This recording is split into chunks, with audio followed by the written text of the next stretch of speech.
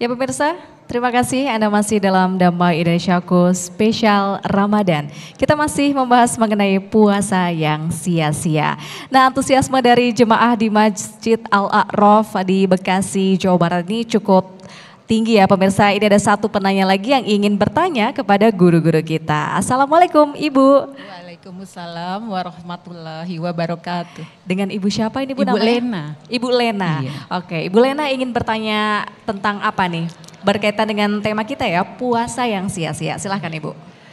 Izin bertanya, dalam sebuah rumah tangga yang beda keyakinan, bagaimana seorang muslim yang beda keyakinan tersebut ibadah puasanya Ustadz?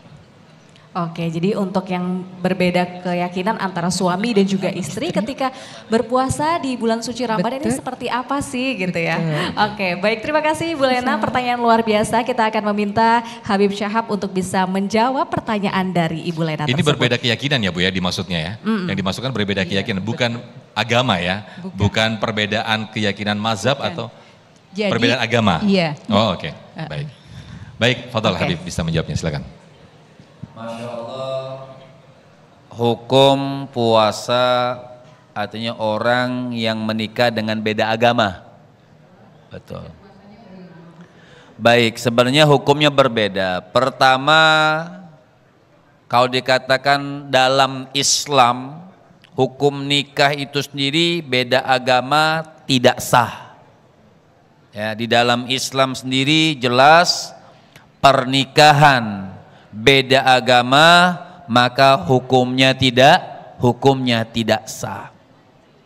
Lantas bagaimana ibadahnya? Nah, ibadah seperti sholatnya, bagaimana ibadah seperti puasanya, itu berbeda. Artinya bukan berbeda berarti terus langsung diterima, tidak. Artinya ya kalau dia sholat, insya Allah dengan sholatnya itu dia mendapatkan hidayah taufik dari Allah Subhanahu Wa Taala. Bagaimana dengan pernikahan ini? Jadi kalau ditanyakan, pertama pernikahannya tidak sah. Sholatnya ketika dia sholat sah. Ketika dia sholat sah. Selama itu tentang sesuai dengan syarat, sesuai dengan rukun, sesuai dengan ajaran-ajaran agama tentang ilmu fikihnya. Begitupun tentang puasanya. Nah, bagaimana hukum puasanya? Ya, hukum puasanya sah.